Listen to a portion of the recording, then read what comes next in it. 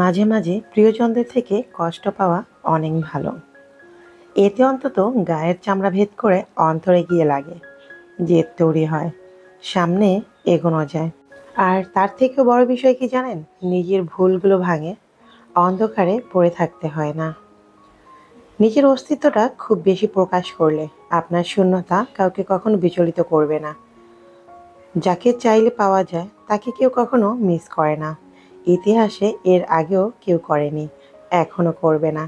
জীবনের যতগুলো দিন, যতগুলো মিনিট, যতগুলো ঘন্টা যাদের পেছনে উৎসর্গ করেছেন, এর মধ্যে কতজনই বা আপনার শূন্যতায় আপনাকে সঙ্গ দিয়েছে, আপনার খারাপ সময়ে আপনার পাশে থেকেছে। জানি হয়তো বা হাতে গোনা দু একজন যারা আপনাকে সঙ্গ দেওয়ার চেষ্টা করেছে, কিংবা আপনার খারাপ সময় আপনাকে সহানুভূতি দেখিয়েছে। সব সময় একটা কথা মনে রাখবেন, আকাশটা যত ঘুটঘুটে অন্ধকার হয়ে পড়ে, তার মানেই ভোরের আলোয় আলোচ্ছন্ন হবার সময় এসে পড়েছে। ঠিক তেমনি কষ্ট যত বেশি তীব্র হয়ে পড়বে, নতুন ভালো কিছু সৃষ্টিকর্তা আপনার জীবনে পাঠাতে যাচ্ছে। শুধু এক বিন্দু অপেক্ষা। পারবেন তো? সুপ্রিয় দর্শক, আসসালামু আলাইকুম। আমি লাকি, ঢাকা থেকে বলছি। লাকিস মিনি ওয়ার্ল্ডের পক্ষ থেকে আপনাদের সবাইকে শুভেচ্ছা জানাচ্ছি। কাছে কিংবা দূরে, দেশ এবং দেশের বাইরে, যে যেখান থেকে আমার আজকের ভিডিও দেখছেন কিংবা দেখছেন না, আশা করছি আল্লাহ পাকের অশেষ রহমতে আপনারা সবাই খুব ভালো আছেন। আমিও আলহামদুলিল্লাহ আল্লাহ পাকের অশেষ রহমতে বেশ ভালোই আছি। চলে এলাম আজকে আরেকটি ভিডিওর সঙ্গে। আজকের ভিডিওটি সকাল থেকেই শুরু করেছি। সকালবেলা উঠে আজকে প্রথমে নাস্তা রেডি করে নিচ্ছি। আজকে সকালের নাস্তায় ডাল আর আলু দিয়ে একটা ভাজি তৈরি করেছি, সেই সঙ্গে অন্যান্য কিছু সবজি অ্যাড করেছি, তবে খুব অল্প পরিমাণে। আর সেই সঙ্গে রুটি করেছি আর ডিম ভাজি। এই ছিল আমার আজকে সকালের নাস্তা। এরপর চলে যাচ্ছি দুপুরের রান্নায়। আজকে বাসার অন্য কোনো কাজ তেমন কিছু আপনাদের সঙ্গে শেয়ার করব না, কারণ সব কিছু যদি ভিডিও আকারে ধারণ করি তাহলে অনেক দেরি হয়ে যাবে। টুকটাক যতটুকু সম্ভব রান্নার পাশাপাশি অন্যান্য কাজগুলো করে নিয়েছি, কারণ রান্না শেষ করে আজকে একটু বাহিরে যাব। তো যাই হোক, কী কারণে যাব বা কেন যাব সেটা পরে বলে দিচ্ছি। তো আজকে দুপুরে রান্না করছি ডিমের কোরমা, গরুর মাংস আর হচ্ছে প্লেন পোলাও। তো প্রথমে আমি ডিম সেদ্ধ করে সেটা ভাজি করে নিয়েছি। আজকে ডিমগুলো যেন একটু কেমন ছিল, খোসাগুলো একদম উপর থেকে নরম, আর ডিমগুলো সেদ্ধ করার সময় অনেকটাই ফেটে গিয়েছিল। তো কী আর করার, যেহেতু কিনে এনেছি খেতে তো হবে। তো প্রথমে ডিমগুলো সেদ্ধ করে তারপরে ভেজে নিয়েছি, আর এখন পোলাও বসিয়ে দিচ্ছি। প্রথমে ভেবেছিলাম মাংসটা রান্না করে নিব, তারপরে সবশেষে পোলাও রান্না করব, কিন্তু সেটা আর হলো না। মাংস রান্না করতে গিয়ে দেখি আমি মশলার বাটিগুলোই বের করে নিই। বোঝেন তাহলে, সব কিছু জমাট বেঁধে আছে। তাই ভাবলাম যে না, অন্য কাজগুলো আগে করে নেই। আর যেহেতু আজকে একটু বাহিরে যাব, তাই রান্নাটাও একটু তাড়াতাড়ি রয়েছে। আর এমনিতেই একটা চুলায় রান্না করতে আমার কিন্তু ভীষণ কষ্ট হয়, অনেক সময় লাগে। তাছাড়া আমি কিন্তু এখনও প্রচুর অসুস্থ, সেটা কণ্ঠ শুনে বুঝতে পারছেন। আমার কণ্ঠ কিন্তু কিছুতেই ভালো হচ্ছে না, বুকে সবসময় ঠান্ডা লেগে আছে। গতকালকেও ডক্টর দেখিয়ে আসছি, অনেক মেডিসিন দিয়েছে, তো সেগুলো খাচ্ছি। শরীরের অবস্থা খুবই খারাপ, মানে মেডিসিন নেওয়ার পর এমন অবস্থা হচ্ছে যে আমি শোয়া থেকে উঠতে পারছি না। এক কথায় বলতে পারেন অনেক কষ্ট করেই বাসার কাজগুলো করছি। তো যতটুকু করছি এটা আসলে বেঁচে থাকার জন্য, রান্না বাড়া তো করতে হবে। আমি ছাড়া তো রান্না করার কেউ নেই, তো বাচ্চারা তো না খেয়ে থাকবে। তো পোলাওটা অনেকটাই হয়ে এসেছে, একদম শেষ সময়। তখন আমি উপর দিয়ে একটু ঘি দিয়ে দিলাম। আমার বাসায় ঘি ছাড়া কেউ পোলাও খেতে চায় না। পোলাও রান্নার সব শেষে যদি এভাবে ঘি অ্যাড করা যায় তাহলে এটা সুঘ্রাণটা কিন্তু অনেক বেশি থাকে। আজকেও অনেক কষ্ট করে কিন্তু ভয়েস ওভার করছি। জানি না কথা বলতে এত কষ্ট কেন হচ্ছে। নর্মালি তো কথা বলি, কিন্তু ভয়েস ওভার করতে গেলে না ভীষণ কষ্ট হয়, আর গলার ভিতরে প্রচুর চাপ লাগে। আমি এখন কোনো ঠান্ডা পানি খেতে পারি না, ঠান্ডা পানি দিয়ে গোসল করতে পারি না, তাহলে গলা আরও বেশি বসে যাচ্ছে। আমি সত্যি বুঝতে পারছি না কী হচ্ছে আমার সাথে। তো পোলাওটা রান্না করা হয়ে গেছে, এরপর আমি ডিমের কোরমাটা করে নিচ্ছি। এ পর্যায়ে সবার কাছে একটা রিকোয়েস্ট করে নিচ্ছি, যারা যারা এখন পর্যন্ত আমার ভিডিওর সঙ্গে আছেন, যদি আমার কোনো কথা বা কাজ আপনাদের কাছে একটু ভালো লেগে থাকে তাহলে প্লিজ ভিডিওর নিচে একটি লাইক দিয়ে ভিডিওটি কন্টিনিউ করবেন। আর ভিডিও বিষয়ে আপনাদের কোনো মতামত থাকলে সেটা অবশ্যই কমেন্ট বক্সে জানাতে ভুল করবেন না। আর আপনি যদি আজকে প্রথম আমার চ্যানেলটি ভিজিট করে থাকেন তাহলে আপনাকে বলছি, যদি আমার কোনো কথা বা কাজ আপনার কাছে একটুও ভালো লেগে থাকে তাহলে আপনি চাইলে আমার ছোট্ট পরিবারের একজন সদস্য হয়ে থেকে যেতে পারেন। আমার চ্যানেলটি সাবস্ক্রাইব করে। রান্না করতে করতে এখন কয়েকজন আপুর কমেন্টে রিপ্লাই দিয়ে নিচ্ছি। ফাতেমায়ানি ব্লগস থেকে একজন আপু লিখেছেন, আমার মাছ কাটতে ভালো লাগে। মাশাল্লাহ আপু, অনেক অনেক ধন্যবাদ। আপনার মাছ কাটতে ভালো লাগে, ঠিক আপনার মতো আমার একজন আন্টি আছে যার মাছ কাটতে অনেক বেশি ভালো লাগে। ইফরাত ডেইলি ব্লগস থেকে একজন আপু লিখেছেন, আমি যতটুকু জানি আপনার স্বামী সেনাবাহিনীতে, তাই আজ থেকে আর আপনার ভিডিও দেখব না। কেন আপু, কি দোষ করলাম আমি, কেন আমার ভিডিও দেখবেন না? যদিও ভালো লাগে খারাপ লাগে আপনার ইচ্ছার উপরে ডিপেন্ড করে, তবে আমি যতটুকু বুঝলাম যখন আপনি জানতে পারলেন আপনাদের ভাইয়া সেনাবাহিনীতে, তাই আপনি রাগ করে আমার ভিডিও দেখবেন না, তাই তো? আসলে সে সেনাবাহিনীতে জব করে, এতে তার দোষ কি বলেন? আমি জানি বর্তমান পরিস্থিতির কথা চিন্তা করেই আপনি এই কথাটা বলেছেন। আপনাকে শুধু এইটুকু বলি, বর্তমান পরিস্থিতিতে আমরা প্রত্যেকটা মানুষ ভিতর থেকে মর্মাহত, শুধু মর্মাহত না, আমার কাছে কি মনে হয় জানেন, আমি যদি ঠিক ওই জায়গায় ওই বাচ্চাদের সাথে গিয়ে দাঁড়াতে পারতাম, তাহলে হয়তো বা আমার জীবনটা সার্থক হতো। আমি জানি না আমার এই কথাগুলো বলাতে কি হবে না হবে, তারপরও বলছি, আমি যদি শারীরিকভাবে অসুস্থ না থাকতাম তাহলে আমি ঠিকই ওই জায়গায় গিয়ে দাঁড়াতাম। আর আপনাদের ভাইয়ের কথা বলছেন, তিনি তো সরকারের অধীনে জব করেন। এখানে অনেক সময় আমাদের ইচ্ছে থাকলেও আমরা কিছু করতে পারি না, আর তার জবটাই এমন যে সে অন্যের অধীনে জব করেন। তাই অন্যের অধীনে যারা জব করেন তাদের অধীনেই চলতে হয়।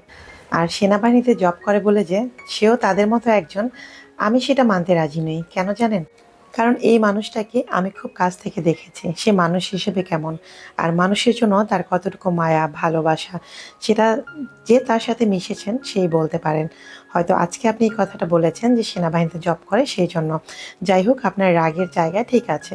আপনার মতো আমিও ঠিক একইভাবে আপনার ভাইয়ের সাথে প্রতিদিনই ঝগড়া করি। কেন জানেন? দেশের এই পরিস্থিতি নিয়ে। তাছাড়া আর একটা কথা বলি, আমি একজন মুক্তিযোদ্ধার সন্তান। একটা সময় এই বিষয়টা নিয়ে আমি গর্ববোধ করতাম। কিন্তু আজকে আমার কাছে এটা নিয়ে গর্বের কিচ্ছু নেই। কারণ কি জানেন? আমার বাবা দেশের জন্য যুদ্ধ করেছে, এই দেশকে বাঁচিয়েছে। তাই বলে এই নয়, এই দেশের কাছ থেকে আমাকে কিছু পেতে হবে। আমরা কেউ কিছু চাই না।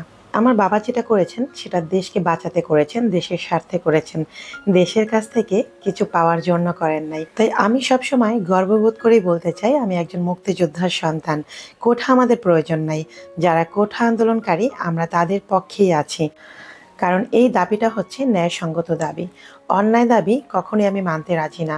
আমি এটা বিশ্বাস করি, আমার সন্তানের যদি যোগ্যতা থাকে, সে যদি মেধাবী হয়, তাহলে সে নিজ যোগ্যতায় তার জবটা পাবেন এবং তার যোগ্য জায়গায় তিনি ঠিক যেতে পারবেন। এজন্য আমার কোঠার কোনো প্রয়োজন নেই। আমি আমার সন্তানকে সবসময় একটা কথা বলি, পরীক্ষার হলে যখন পরীক্ষা দিতে যায় তখন আমি কি বলি জানেন? যে তুমি যতটুকু জানো ততটুকুই লিখবে। অন্য একজন কি লিখছে সেটা আমার দেখার বিষয় নয়, বা অন্য একজন ভালো পরীক্ষা দিচ্ছে সেটাও আমার দেখার বিষয় নয়। কারণ তুমি যতটুকু জ্ঞান অর্জন করেছো ততটুকুই তুমি পরীক্ষার পেপারে লিখবা। কারণ এটাই তোমার অর্জনকৃত। বাকিটুকু তো মিথ্যা, সেটা তো তুমি জানোই না। তাহলে সেই জ্ঞান অর্জন করে লাভ?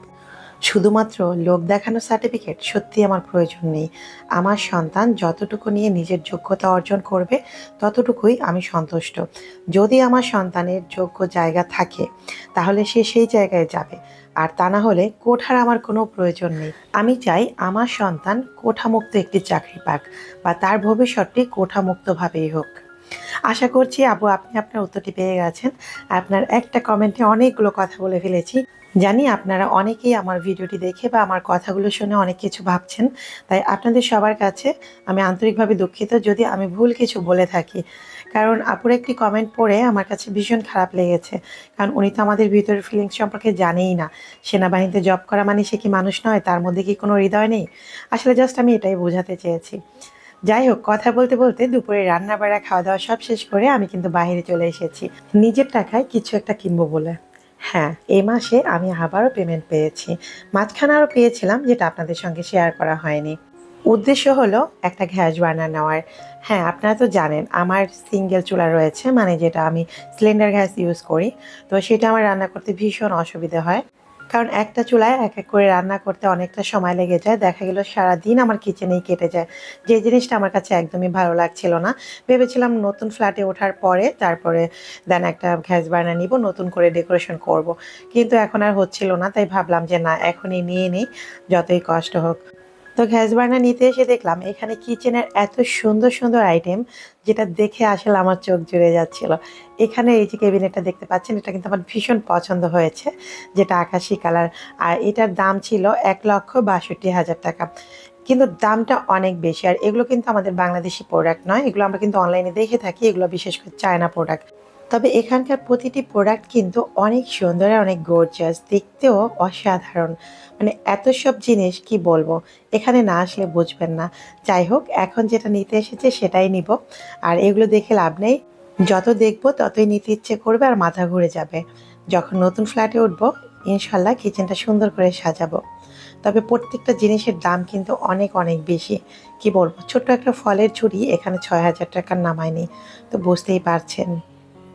আর এখানে যে সিঙ্কটা দেখতে পাচ্ছেন, এই সিঙ্কটাই কিন্তু আমি আমার ফ্ল্যাটের জন্য নিয়েছি, যেটা যদিও আপনাদের সঙ্গে শেয়ার করা হয়নি। আর এইখানে এই গ্যাস ওভেনটাই আমার পছন্দ হয়েছে, যদিও এর আগে আমি অন্য একটি বার্নার দেখে গিয়েছি, সেটা ছিল ফোল্ডিং। তো এখানে এসে জানতে পারলাম ফোল্ডিং যে বার্নারগুলো সেগুলো নাকি ছিঁড়ে যায়, মানে সেটা একটা রিবনের সাহায্যে গ্যাসটা যেহেতু পাস হয়, তো সেই কারণে সেটা খুব দ্রুত নষ্ট হয়ে যায়, তাই আর সেটা নিলাম না। তো দোকানের এই ভাইয়াটা বলল এই বার্নারটা অনেক সুন্দর আর ইদানিং এটা অনেক বেশি চলছে। তো ওনাদের কাছে এক পিসই ছিল, সেটাও আবার আরেকজনের অর্ডার দেয়া। তো আমি তো ভাবছিলাম প্রথমে সে এটা দিবেই না, কারণ এটা যেহেতু আরেকজনের অর্ডার দেওয়া ছিল। তো আমি ভাইয়াকে বললাম যদি সম্ভব হয় আমাকে দেন, আর একটা তাকে আনিয়ে দিবেন। তো দেখলাম যে উনি রাজি হয়ে গেছেন। তো আমার বার্নারটা অনেক ভালো লেগেছে, আর এটা কিন্তু 3 বার্নার। আর এটার প্রাইস ভাইয়া বলছিল 21,500 টাকা। তো অনেক রিকোয়েস্ট করার পর তারপর হচ্ছে দেন কিছুটা প্লাস মাইনাস করার পরে আমি 17,000 টাকায় নিয়েছিলাম। আমি শুধু বারবার ভাইয়াদের দোকানের জিনিসগুলো দেখছিলাম আর ভাবলাম যে আপনাদের সঙ্গে একটু শেয়ার করি। অনেকেই কিন্তু এই ধরনের মডেলার কিচেন অনেক পছন্দ করেন। আর বর্তমানে এই ধরনের কিচেনের জিনিসগুলো কিন্তু অনেকেই জানেন না কোথায় পাওয়া যায়। তো ভাবলাম আপনাদের সঙ্গে একটু শেয়ার করি। এটা কিন্তু হচ্ছে মিরপুরের যে শাহালি প্লাজার পরে টাইলস মার্কেট, সেই রোড সাইড মার্কেটের সাথেই রয়েছেন। মানে টাইলস মার্কেটে আসলেই এই দোকানটা পেয়ে যাবেন। যদিও আমি দোকানের নামটা এখনও জানি না, পরবর্তীতে ইনশাল্লাহ আপনাদের সঙ্গে শেয়ার করে দেবো। যদি আপনাদের কারো জানার ইচ্ছা থাকে তাহলে কমেন্ট বক্সে কমেন্ট করবেন, আমি চেষ্টা করব আপনাদেরকে জানিয়ে দেওয়ার জন্য। তো আমাদের বার্নারটা প্যাকিং করা হয়ে গেছে, এরপর আমরা এখান থেকে বেরিয়ে পড়েছি।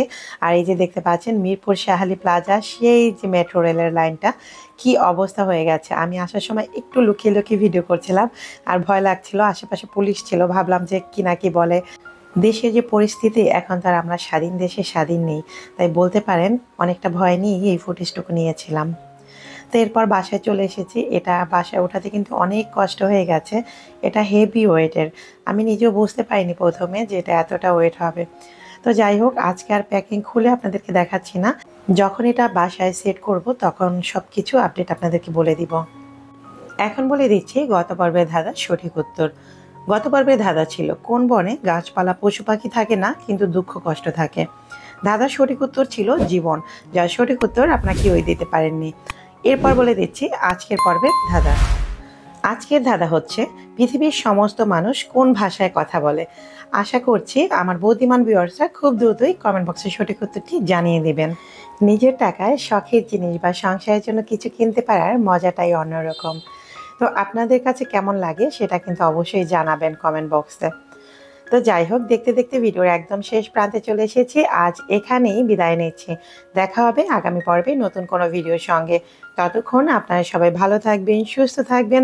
আল্লাহ হাফিজ, আসসালামু আলাইকুম।